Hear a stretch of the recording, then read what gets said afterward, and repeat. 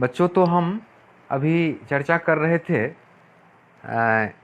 कि हमारा जो जिज्ञासा है वही पढ़ाई का मूल है, और जिज्ञासा बचपन से बच्चे को रहती ही है। बच्चे पूछ ही रहे हैं, तो फिर हम ये क्यों कहते हैं कि बच्चे को पढ़ाई के लिए शुरू कराएंगे, बच्चे पढ़ेंगे, बच्चे पढ़ते नहीं। अरे बच्चे में पढ़ने की जिज्ञासा थी ही, हम उसको धीरे धीरे समाप्त कर देते हैं, हम समाप्त करते हैं। क्यों? क्योंकि हम उसको इस प्रोसेस से पढ़ाना चाहते हैं कि जो उसकी आवश्यकता ही नहीं है, उसको आवश्यकता बनी नहीं, और उसके बारे में उसको हम बताना शुरू करते हैं। अब जैसे हम अभी कुछ कुछ सुधार हम लोग कर रहे हैं अपनी पढ़ाई में, शिक्षा में, कि पहले आम का चित्र बनाते हैं, फिर बच्चे को आम दिखाते हैं, फिर कहते हैं कि ये आ से आम, ठीक है, तब उसको कुछ समझ में आएगा। चलिए हम पहले आम को दिखा दें, हम गाय को दिखा दें, फिर उसका बोलें गाय है, समझ जाएगा ये गाय है, बोलना तो सीख जाए पहले। फिर उसको हम कहें कि अच्छा ये बताओ कि हम इसको बिना बोले, समझ लो कि हमको बोलना नहीं है, बिना बोले चुपचाप तुमको बता देना है कुछ सिंबॉलिक फॉर्म में कि ये आम है, या ये गाय है, या ये वस्तु है, ये पेन है, और बोलना नहीं है ये। तब तुम क्या करोगे, कैसे करोगे? तो उसको समझ में आ जाएगा, वो सोचेगा कि क्या कर सकते हैं। अच्छा ठीक है, तुम सिंबल में इसको अपने मन से कुछ बनाओ, वो भी कुछ बना देगा। कहेगा गाय को कैसे लिख के बताओगे, तुम अपना सिंबल कुछ बता दो, कुछ न कुछ वो तेरा मेरा बता के कह देगा हम ऐसे गाय का सिंबल बनाएंगे। ठीक है भाई, हम लोग भी तो वही किए हैं, क्या किए हैं। लेकिन तब हम उसको कहेंगे कि मान लो तुम ये सिंबल बनाया, वो बच्चा दूसरा बनाएगा, वो तीसरा तीसरा सिंबल बनाएगा, तो हम क्या करेंगे? तब फिर तो सब में कन्फ्यूजन क्रिएट हो जाएगा। तब तो हम कहीं कोई लिख किताब में कुछ लिखेगा तो सबका अलग अलग सेंस सिंबल हो जाएगा। इसलिए हम लोग क्या करते हैं, एक सिंबल याद कर लिए, एक सिंबल याद कर लिए हैं सब, उसी सिंबल में सब यूज करते हैं, तो सब की भाषा को समझ जाते हैं। तो हम बिना बोले लिख करके कैसे किसी चीज़ को बता सकते हैं, सिंबॉलिक फॉर्म में कैसे किसी को बता सकते हैं। इसलिए ये ज़रूरी है, तब उस बच्चे में आवश्यकता बनेगी। हालांकि अभी बच्चे में, छोटे बच्चे से पढ़ाई शुरू कर दी जाती है, तो उसमें इतनी बातें को कहने में थोड़ा कठिनाई तो हो सकती है, लेकिन फिर भी ऐसी बात नहीं है। जीवन बचपन से ही समझने की जिज्ञासा रहती है, समझ सकता है, सब कुछ समझता है, भाषा को सीख लेता है बहुत तेज़ी से, सब कुछ सीखता है। अगर ठीक से समझाएं तो सब कुछ समझेगा बात बात में, तो उसकी जिज्ञासा बनी रहेगी।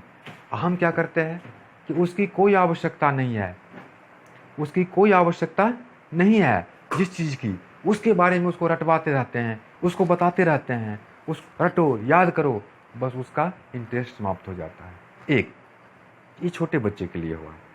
अब बड़े बच्चे के लिए क्या होता है? आप बड़े हो, मान लो कि 9th में चले गए, 10th में चले गए, 11th में चले गए, 12th में चले गए। अभी क्या होता है, जब हम 8 में जाते हैं, 9 में जाते हैं, वहाँ से मुख्य रूप से साइंस की पढ़ाई शुरू हो जाती है। ऐसे तो शुरू से ही रहती है, लेकिन वो सब डिफिनीशन रहता है। मुख्य कॉन्सेप्चुअल पढ़ाई 9th से शुरू होती है। तो जब हम वहाँ पहुँचते हैं तो क्या करते हैं कि हमको टीचर या बुक टीचर लिखा देते हैं कि ये लॉ है, पहले लॉ का नाम बोलते हैं, ये लॉ है, इसको याद कर लो। अरे पहले लॉ का नाम ना लिखा जाए, पहले उसको समझा दिया जाए, और समझ में आ जाए तो कहा जाए कि ये लॉ है, ये साइंटिस्ट के नाम पर है, इसको पहले ये साइंटिस्टों ने सबसे पहले ऑब्जर्व किया, इसलिए उनके नाम पर ये लॉ है। या मान लीजिए डिराइव्ड लॉ है, नहीं नाम पे है, तो ठीक है, ये लॉ है। अब जैसे हम second law of motion, Newton second law of motion है, अब हम पहले ही बोल देते हैं कि Newton second law of motion को लिखना है, याद करना है।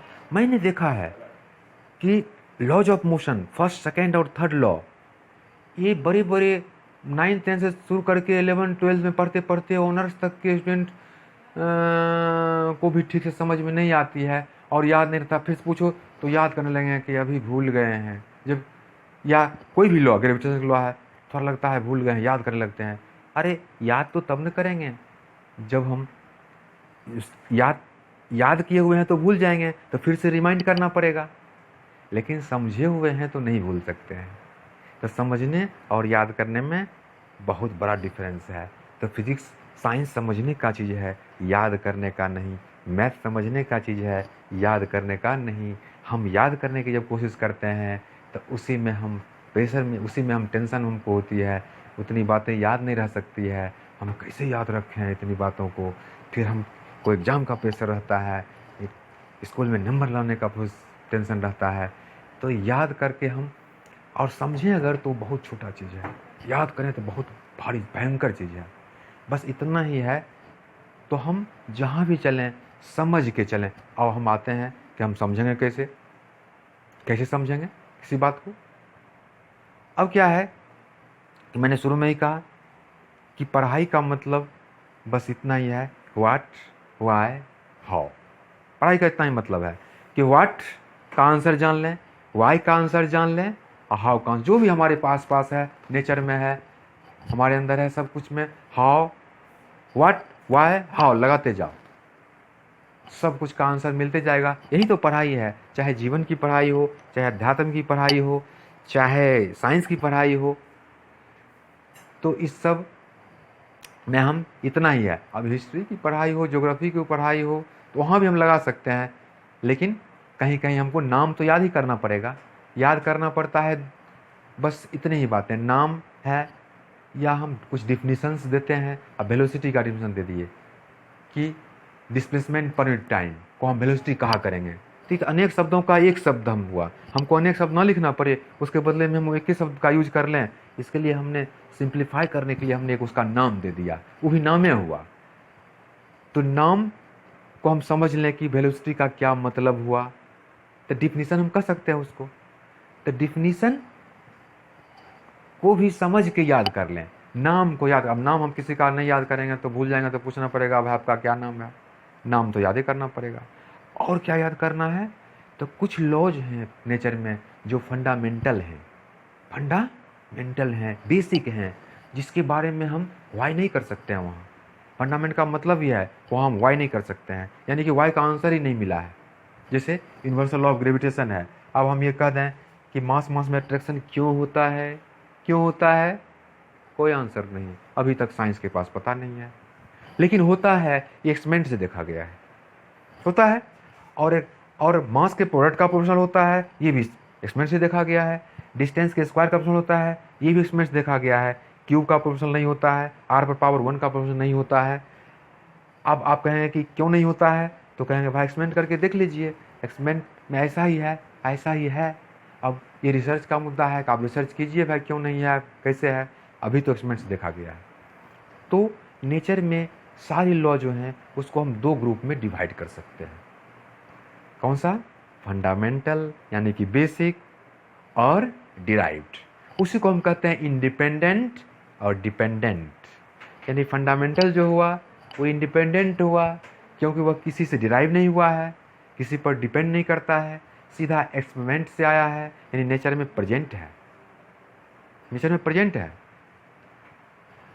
और डिराइव्ड जो है वो लॉ फंडामेंटल लॉ से डिराइव हो जाता है, यानी फंडामेंटल लॉ पर डिपेंड करता है। जिसे हम फंडामेंटल लॉ से शुरू करके और उसको हम डिराइव कर सकते हैं, मैथमेटिकली डिराइव कर सकते हैं। और उस सुविधा के लिए हम लोग करते हैं कि फंडामेंटल से हमेशा चलेंगे तो कैलकुलेशन भारी हो जाएगा, तो हम क्या करते हैं, उसको डिराइव कर लेते हैं, छोटा छोटा ब्रांच जो जो इम्पोर्टेंट बातें हैं उसको, और उससे आसानी से हम काम कर लेते हैं।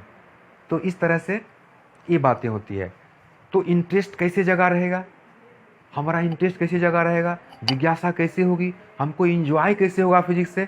तो इसका एक फॉर्मूला है, देखो क्या फॉर्मूला है, व्हाट से होता है इंट्रोडक्शन, व्हाट से होता है इंट्रोडक्शन। व्हाट इज पेन, हवा देने वाला चीज है, व्हाट इज पेन, लिखने वाला चीज है।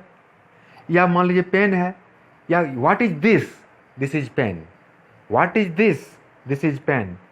इतना भी हो सकता है, खाली सिर्फ नाम का पता चले। व्हाट इज,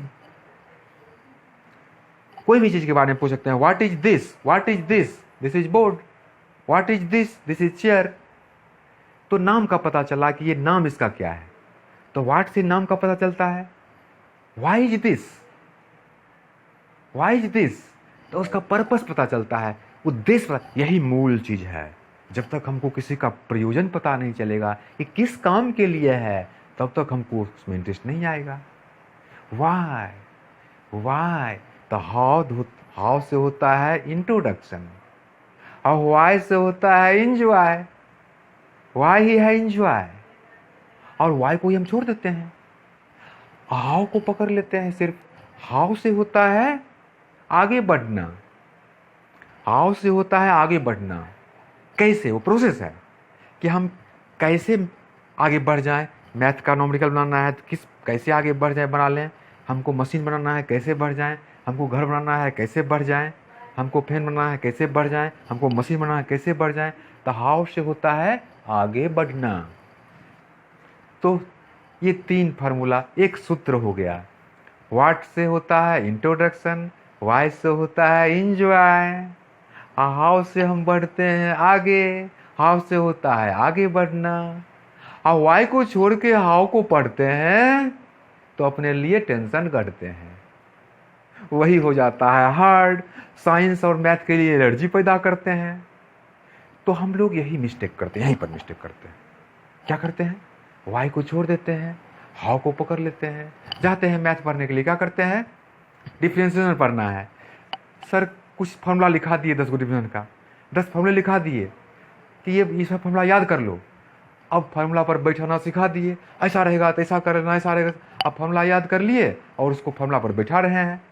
यानी कि मशीन, फार्मूला एक मशीन है जिसमें हम मटेरियल डाल रहे हैं, उससे प्रोडक्ट निकल रहा है, और हम प्रोडक्ट बनाना जानते नहीं हैं, या फिर ये भी नहीं जानते हैं कि प्रोडक्ट कैसे बन रहा है।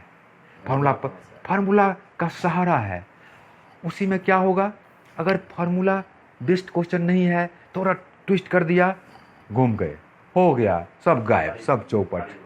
इसलिए हम फार्मूला क्यों आया, कैसे आया, ये जानना मूल चीज है। फार्मूला कहाँ से आया, कैसे आया, इसको ठीक से समझना जरूरी है, बिल्कुल ठीक समझना जरूरी है। इसको अगर हम ठीक समझते हैं, बहुत स्टूडेंट कहते हैं क्या कि सर मैं तो थ्योरी जानता हूँ, मुझसे न्यूमेरिकल नहीं बनता है। मैक्सिमम स्टूडेंट यही कहते हैं, अरे थ्योरी जानते हो, न्यूमेरिकल नहीं बनता है, इसका मतलब प्रमाण है कि थ्योरी को तुम समझा नहीं है। थ्योरी को नहीं समझा है, वाई को नहीं समझा है, वाई को नहीं समझा है, सिर्फ याद कर लिया है। अब हम बहुत सारा आगे एग्जाम्पल ऐसा देंगे कि जैसे Newton third law of motion है ना, इसको सारे लोग बहुत आसान समझते हैं कि every action has equal reaction. लेकिन मैं इस पर जब क्वेश्चन उठाता हूँ तो पता चलता है कि नहीं, कहाँ समझे हुए हैं। आगे मैं इस पर चर्चा करूँगा और दिखाएंगे कि आपको कितना समझ है इसकी, आप समझे हैं कि ऐसे ही कह रहे हैं कि हमको आता है। तो वास्तव में अगर आप समझ गए हैं, चाहे कोई भी लॉ हो, तब थोड़ा सा उसका एप्लीकेशन का प्रैक्टिस करना जरूर पड़ता है, लेकिन बहुत ज़्यादा भारी काम नहीं रहता है वो। इसलिए मेन चीज़ थ्योरी है, मेन चीज़ कॉन्सेप्ट्स है, मेन चीज़ कॉन्सेप्ट को ही समझना है, और वो वाई से समझ में आता है। और हम लोग क्या करते हैं कि डिफ्रेंशिएशन का कुछ फॉर्मूला लिख लिए, याद कर लिए, बना लेंगे। अब पूछते हैं व्हाट इज डिफ्रेंशिएशन, तो बोलते हैं बड़े को छोटा करना। तो हम कहते हैं कि तनी करके दिखाओ, कोई एग्जांपल दे के दिखाओ कि आप कौन चीज़ बड़ा है, को छोटा करना है। तो ऐसे ऐसे देखने लगता है। आज तक का रिकॉर्ड है, मैंने जितना स्टूडेंट से पूछा है, आज तक का रिकॉर्ड है, मैंने जितना स्टूडेंट से पूछा है कि व्हाट इज डिफरेंशिएशन, जो पूरा बना चुका है डिफरेंशिएशन की 11th में आकर के पूरा 2-4 चैप्टर बना चुका है, व्हाट इज डिफरेंशिएशन, तो कहता है कि बड़े को छोटा करना। कहते बड़े को छोटा करके थोड़ा दिखाओ कौन चीज़, किसी चीज़ को डिफरेंशिएशन के प्रोसेस से। अरे तो समझना पड़ेगा पहले कि डिफरेंशिएशन की आवश्यकता क्यों हुई।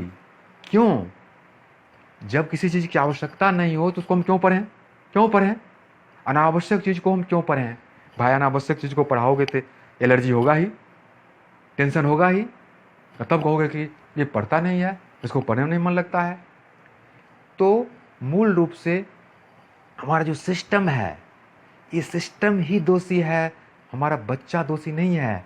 ये सिस्टम का दोष है कि बच्चे को पढ़ाई से एलर्जी होती है। नहीं तो साइंस तो एंजॉय है, साइंस अपने आप में एंजॉय है। तो उसका मूल मंत्र क्या है, वाई को पकड़ के चलो। टीचर ठग नहीं पाएंगे, टीचर बरगला नहीं पाएंगे। टीचर बरगलाते नहीं, टीचर ठगते नहीं है। हो सकता है टीचर में वो कमी हो, टीचर उस प्रोसेस से पढ़े ही नहीं है, खुद ही नहीं पढ़े हैं, कहीं बुक में नहीं मिला, कोई टीचर नहीं पढ़ाए, तो वो टीचर बने तो फिर वो क्या करेंगे, उसी तरह से तो पढ़ाएंगे। लेकिन हम चाहें तो टीचर को पढ़ने के लिए मजबूर कर सकते हैं, हम चाहें तो खुद से हम समझ सकते हैं। उसका मूल मंत्र है, हम हर जगह हर स्टेप पर वाई लगाते चलें। टीचर से पूछें वाई, हाँ एक जगह जब फंडामेंटल लॉ जाएगा तो वहाँ टीचर जवाब देंगे this is fundamental law by the experiment, उसका भी आंसर ये होगा बाय द एक्सपेरिमेंट। जब आएगा कोई नाम तो कहेंगे this is name, this is definition. बस इतनी ही बात याद करने लायक है, इतनी ही बात शेष, इतनी ही बात में वाई हम लगा सकते हैं और हर चीज़ में वाई लगा सकते हैं। तो समझ सकते हो कि कितना आसान हो जाएगा हर चीज़। तो आज से क्या करेंगे, वाई ही जिज्ञासा है, वाई से प्रयोजन पता चलता है क्यों है, तो उसका एप्लीकेशन जीवन में हमको समझ आता है, उससे हमको आनंद आता है। तो वाई इज इंजॉय, वाई में छिपा है इंजॉय। तो हम अब से क्या करेंगे बच्चे, क्या करेंगे, अभी से हम अब न झुकेंगे, अब न रुकेंगे, अब न झुकेंगे, अब न रुकेंगे। वाई हर कदम पर वाई के साथ चलेंगे, इंजॉय करेंगे, इंजॉय करेंगे, साइंस में इंजॉय करेंगे। यही मंत्र है बच्चे। बहुत बहुत धन्यवाद। और